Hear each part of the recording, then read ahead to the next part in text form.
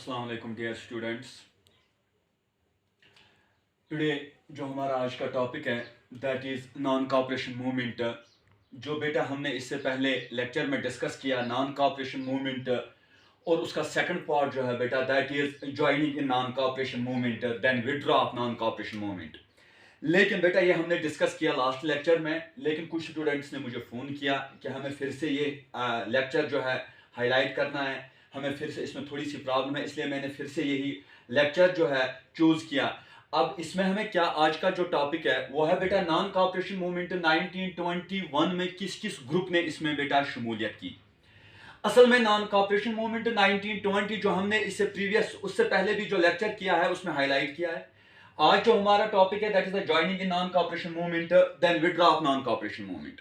और ये बात याद रखना आप कि इसका असाइनमेंट जो है मैंने कल आपको जूम मीटिंग में भी आपको बता दिया स्टूडेंट्स, और हर एक टीचर ने आपको कंसर्न टीचर ने बता दिया होगा कि असाइनमेंट का आप खास ख्याल रखो और असाइनमेंट अपने कंसर्न टीचर को सेंड करो। जो आज का हमारा इसका असाइनमेंट है बेटा वो है why Gandhi decided to withdraw the non cooperation movement. Question ऐसा है, अगर नॉन कॉपरेशन मूवमेंट स्टार्ट हुआ 1920 में, डिफरेंट ग्रुप्स अभी मैं वो डिस्कस करूंगा, ज्वाइन किया, तो अचानक फिर 1922 में गांधी ने उसको विड्रॉ क्यों किया वो आपको लिखना है, उसका मेन कॉज क्या है। तो let me start the point that is joining in non cooperation movement. इस नॉन कॉपरेशन मूवमेंट में किस किस ग्रुप ने बेटा इंडिया में ज्वाइन किया जो गांधी ने स्टार्ट किया 1920 में। तो पहला ग्रुप जो है जिसने नॉन कॉपरेशन मूवमेंट में शमूलियत की, क्वेश्चन ऐसा है, आप समझ लीजिए मेरी बात बेटा, मैं क्या कह रहा हूं आपसे, और आपका टेक्स्ट क्वेश्चन जो है जो आपका एग्जाम में हो सकता है, टेक्स्ट क्वेश्चन के मुताबिक मैं आपको ये टॉपिक हाईलाइट करूं। कहा जाता है आपके पेपर में लिखा गया है कि क्वेश्चन सॉरी इस बुक पे, टेक्स्ट बुक पे, list all social groups who joined the non cooperation movement. हमें बताना है कि हर एक ग्रुप का नाम आपको बताना है जिन्होंने ज्वाइन किया नॉन कॉपरेशन मूवमेंट में, और साथ ही अगर किसी ग्रुप ने इसमें ज्वाइन किया तो क्यों किया, उनके बारे में स्वराज क्या था।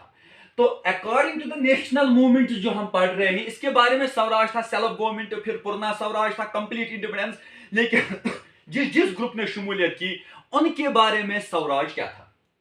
फर्स्ट पॉइंट, जिन्होंने ज्वाइन किया बेटा दैट इज अवध के जो लोग थे, अवध के पीजेंट्स, अवध के पीजेंट्स जो थे बेटा उन्होंने ज्वाइन किया। नंबर सेकंड, आसाम के वर्कर्स जो थे, आसाम के वर्कर्स, प्लांटेशन वर्कर्स, ये याद रखना बेटा, जो आसाम के प्लांटेशन वर्कर्स थे उन्होंने ज्वाइन किया। नंबर थर्ड, जो आंध्र प्रदेश के लोग थे इन्होंने ज्वाइन किया। एंड नंबर फोर्थ, जो common people from cities and towns के थे उन्होंने ज्वाइन किया। Now the point is that list all social groups, आपको एक लिस्ट बनाना है डिफरेंट सोशल ग्रुप्स का जिन्होंने ज्वाइन किया है नॉन कॉपरेशन मूवमेंट में। The first group which I highlighted here my dear students that is Awadh. First, let me clear about the Awadh people have peasants have joined the non-cooperation movement. Let me clear why they joined and according to them what is meant by Swaraj. Let me clear this point. It is Awadh. Awadh जो था इसके peasant जो थे उन्होंने join किया है non cooperation movement में एंथ्यूस्टिकली। एंथ्यूस्टिकली का मतलब है जोश और जल्दी के साथ, अच्छे तरीके के साथ, एंथ्यूसिज्म था उसमें, ज्वाइन किया नॉन कॉपरेशन मूवमेंट में। क्यों किया सुनो बेटा, जो अवध था पूरा अवध ये डिवाइड हुआ था दो ग्रुप्स में, ये याद रख लीजिए आप बेटा, अवध दो ग्रुप्स में डिवाइड हुआ था। One group that were known as landlords, one group, and second group were these common peasants, common peasants. जो पीजेंट्स थे एंड लैंडलॉर्ड्स थे they were dependent to each other, just जैसे हम कहते हैं सोसाइटी में सोशल इंटरडिपेंडेंस है, teacher is dependent towards the student, student is dependent towards the teacher. तो इसी तरीके से ये आपस में डिपेंडेंट थे, पीजेंट एंड लैंडलॉर्ड। लैंडलॉर्ड के पास लैंड अवेलेबल ज्यादा होती थी और उस लैंड को वो पीजेंट इस्तेमाल करता था, और पीजेंट को बाद में कल्टीवेशन करने के बाद इनकी तरफ टैक्स देना पड़ता था, और जो अगर कोई काम कर रहा था इनके साथ उनको वेजेस कम दिए जाते थे। ये याद रखना बेटा, वेजेस उनको कम थे, एक तो टैक्स का मसला था, सेकंड वेजेस का मसला था। ये हर टाइम डिमांड कर रहे थे लैंडलॉर्ड्स को कि टैक्स हमारा रिड्यूस कीजिए, वेज हमारे इंक्रीज कीजिए, बट ये जो लैंडलॉर्ड्स थे वो इनकी बात नहीं मानते। लेकिन ऐसा होता है जब गांधी ने 1920 में बेटा नॉन कॉपरेशन मूवमेंट स्टार्ट किया। इस नॉन कॉपरेशन मूवमेंट में आपको मैंने पहले ही लेक्चर में बता दिया कि गांधी ने जो कंसेप्ट दिया था idea of Satyagraha non violence का, जिसमें उसने कहा कि if the cause was true, if the struggle was against injustice, then there is no need of physical force to repress the opposers. We can develop non-cooperation civil disobedience. क्या हम इनकी बात नहीं मानेंगे, इनके साथ काम नहीं करेंगे, सिविल डिसोबीडियंस जो ये टैक्स मांग रहे हैं हम उसको बिल्कुल इनकार करेंगे। तो यही मतलब यहां से आता है हमें कि पीजेंट्स ने अब देख लिया 1920 में नॉन कॉपरेशन मूवमेंट वजूद में आया, तो उन पीजेंटों ने क्या किया, उन्होंने ज्वाइन किया है इस नॉन कॉपरेशन मूवमेंट में और कहा कि neither we will pay tax, हम टैक्स नहीं देंगे टुवर्ड्स द लैंडलॉर्ड्स को, एंड आल्सो कि हमारे वेजेस इंक्रीज कीजिए। तो अगर ऐसा ना होता तो we will join, and they joined the movement which I highlighted here in this content that is joining in the non-cooperation movement.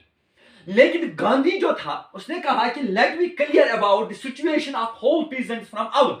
क्या सही बात है, क्या इनकी जो डिमांड है क्या डिमांड है जेन्युइन है? तो इस इन्वेस्टिगेशन के लिए भेज दिया गया है जवाहरलाल नेहरू को। याद रखना बेटा, जवाहरलाल नेहरू को। और जवाहरलाल नेहरू जो था, जवाहरलाल नेहरू ने पूरी अवध की इन्वेस्टिगेशन की और ये जो पीजेंट्स थे, इस पीजेंट को ये डिमांड जो कर रहे थे लैंडलॉर्ड्स को एंड जॉइनिंग द मूवमेंट, इसका हेड जो था, लीड जो कर रहा था बेटा, उसका नाम था बाबा रामाचंद्रा। ये याद रखना, बाबा रामाचंद्रा बेटा एक एंडेंजर्ड लेबर था। इंडेंजर्ड लेबर इंशाल्लाह हम थर्ड चैप्टर में आपको वो डिस्कस करूंगा। इंडेंजर्ड लेबर क्या है, कॉन्ट्रैक्ट लेबर जो 5 साल के लिए किसी काम पे जाता है, वो हम बाद में डिस्कस करेंगे। तो जब जवाहरलाल नेहरू वहां पे पहुंच जाता है तो बाबा रामाचंद्रा एंड अदर पीजेंट्स जो थे वो उनसे कहा जाता है कि आपकी प्रॉब्लम क्या है, you joined the non cooperation movement, क्या है आपकी डिमांड? तो उन्होंने इस टैक्स एंड वेजेस की बात की, जिसमें जवाहरलाल नेहरू ने कहा कि ये बात सही है। और उसके बाद जवाहरलाल नेहरू ने ऐसा किया कि एक ग्रुप बना दिया जिसका नाम था अवध किसान सभा, जिसका नाम रखा अवध के, ऑब्जेक्टिव आ सकता है अवध किसान सभा। I will underline this point, Awadh किसान सभा, याद रखना अवध किसान सभा। बाद में इसके 300 ब्रांचेस बन गए। बिल्कुल बेटा, इसके 300 ब्रांचेस ऑल ओवर इंडिया बन गए। बेटा मुझे बताइए अब आप, अगर पीजेंट ज्वाइन कर रहे हैं क्यों कर, इनके बारे में स्वराज क्या था? वेरी गुड, इनके बारे में स्वराज था कि हमारा टैक्स जो था वो माफ कीजिए, हमारे वेजेस इंक्रीज कीजिए। Then they have joined the non cooperation movement. The first point, list all social groups who joined the non cooperation movement according to them what is meant by swaraj. तो पहला point, पहला answer, the Awadh peasant joined the non cooperation movement according to them.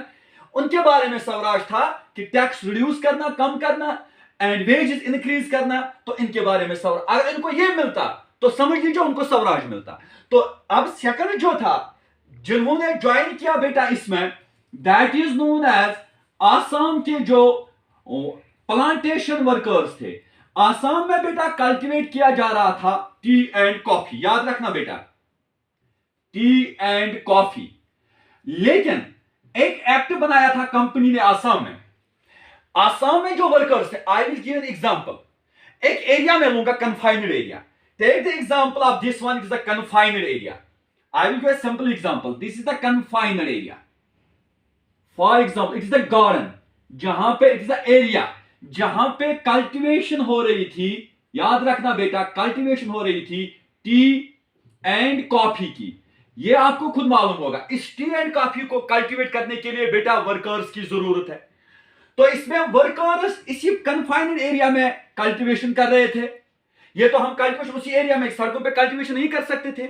लेकिन according to the company 1859 में company ने एक act बना दिया, जिस एक्ट का नाम था inland immigration act. Inland immigration act, inland immigration act, याद रखना।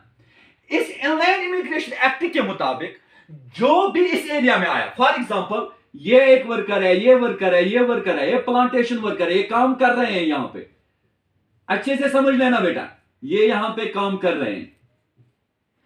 तो ये कन्फाइंड एरिया में है, this the boundary here which I dotted here, this the boundary. इस बाउंड्री के बाहर नहीं जाना था, this is the confined area, इसके बाहर नहीं जा सकते थे वो। इस एक्ट के मुताबिक, इनलैंड इमिग्रेशन एक्ट के मुताबिक, no one is allowed to enter into the area without permission, no one is allowed to exit the area without the permission. अब ऐसा हो रहा था, बहुत सारे ऐसे वर्कर्स थे जिनको बहुत सारा टाइम हुआ इस एरिया में, ना वो घर गए ना अपने बच्चों के पास गए, अब वो तंग आ चुके थे ये काम करते करते। तो जब गांधी ने 1920 में नॉन कॉपरेशन मूवमेंट स्टार्ट किया, दे जॉइंड, उन्होंने कहा कि अच्छा तरीका, अच्छा मौका है हमारे पास। इन्होंने इस साइड को जो मैंने डॉटेड रखा ना, इसको ब्रेक डाउन किया, खत्म किया, और चले गए, भाग गए। और भागते भागते जो डिफेंस था, जो वहां का फोर्स था, ट्रूप्स था कंपनी का, वो इनके पीछे पड़े, आधों को पकड़ लिया, आधे तो चले गए। तो इनके बारे में स्वराज क्या था? शाबाश बच्चों, मुझे बताओ इनके बारे में स्वराज क्या? Very nice. इनके बारे में स्वराज था कि जो ये एक्ट है, इस एक्ट के मुताबिक हमें बंद किया गया है इनटू द कन्फाइंड एरिया। अब ये कन्फाइंड एरिया हमारे लिए आप फ्री है, जब हमें मर्जी आए एंटर हो जाए, जब हमें मर्जी आए एग्जिट हो जाए। तो इनके बारे में स्वराज था कि ये जो इनलैंड इमिग्रेशन एक्ट के मुताबिक हमें बंद किया गया है इन ए कन्फाइंड एरिया, इससे हमें फ्री होना चाहिए। तो they joined the non cooperation movement enthusiastically. Then the point which is Andhra Pradesh के लोगों ने ज्वाइन किया। थर्ड वन, आंध्र प्रदेश के जो लोग थे, इन्होंने ज्वाइन क्यों किया ये हमें देखना है। आंध्र प्रदेश के लोगों ने इसीलिए ज्वाइन किया बेटा, आंध्र प्रदेश इनका फिर एग्जांपल है, इन्होंने ज्वाइन क्यों किया। इनका एरिया एक हिली एरिया इस तरीके का था। फॉर एग्जांपल मैं इसको हिल टॉप लूंगा, बात समझ लेना, ये हिल टॉप है, अच्छे से समझ लेना। और जो ये नीचे मैं रखूंगा यहां पे डॉटेड एरिया, ये जो डॉटेड एरिया यहां पे मैं रखूंगा, दिस वन, ये जो डॉटेड है, इस डॉटेड एरिया में लोग रहते थे, ये हम कहेंगे पॉपुलेटेड एरिया।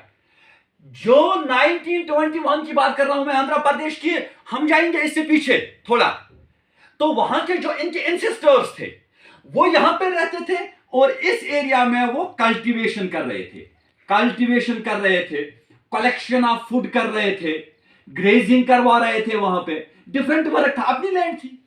लेकिन जब कंपनी आए, कंपनी ने इस एरिया को अपने अंडर ले लिया, इस एरिया को अपने अंडर ले लिया, और अपने अंडर लेने के बाद जो बाकी लोग थे वहां के रहने वाले, उनको बिल्कुल वहां पे बैन लगा दी गई। You can't enter into the area, you can't cultivate there any land, you have no right to collect their food, you have no right to grazing cattle there. So तो इन्होंने कहा कि हमारी लैंड हमसे छीनी जाती है, then what's the way?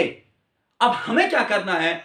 then उनका रास्ता एक ही था कि अब नॉन कॉपरेशन मूवमेंट आया। नॉन कॉपरेशन, ये समझ लीजिए आप, थोड़ा सा जोर लगा दीजिए इस पे, ये क्या पॉइंट क्या है नॉन का। एक तो होता है कॉपरेशन, आपने मुझे बात कही, मैंने मान ली, मैंने कॉपरेशन की। अब आपने मुझे बात कही, मैंने नहीं माना, तो इट इज नॉन कॉपरेशन। तो इन्होंने कहा कि अब तक हम कॉपरेशन कर रहे थे, अब हम कॉपरेशन नहीं करेंगे। तो इन्होंने कॉपरेशन नहीं किया। इनका जो लीड कर रहा था उसमें, दैट वाज अलूरिया सत्रिया रामा राजू, जिसको आज हम कहेंगे नेशनल हिस्ट्री में one of the real hero.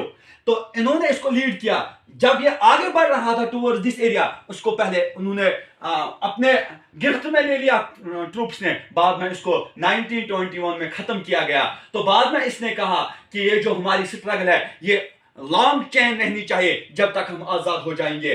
तो दिस वाज दिस ग्रुप, तो हम कहेंगे they have joined the non cooperation movement enthusiastically because they want their own land where they cultivated the land, where they have the right to collect the food or collection or grazing the cattle. अब उनसे ये right denied किया गया है। Then it is the cities and towns, ये हम इंशाल्लाह next पे डिस्कस करेंगे।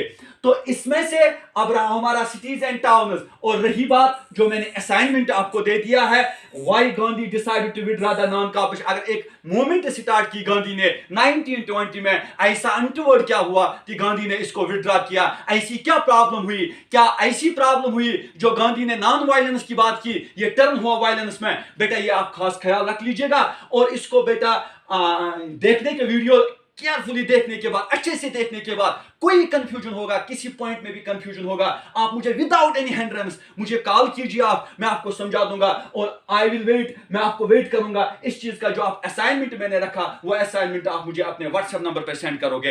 होप फॉर द अंडरस्टैंडिंग, मुझे अच्छे से ये पॉइंट जो मैंने बता दिया ये समझ लेना, अच्छे से केयरफुली वीडियो देख लेना, और कोई क्वेश्चन होगा तो मुझे कह देना। होप फॉर द बेस्ट, और इंशाल्लाह नेक्स्ट जो हमारा अब कंटिन्यूअसली हमारा क्लास है वो इंशाल्लाह कल हम आगे डिस्कस करेंगे, और उसके बाद हम जाएंगे नेक्स्ट टॉपिक पे। होप फॉर द बेस्ट, खुदा हाफिज, best of luck for all students.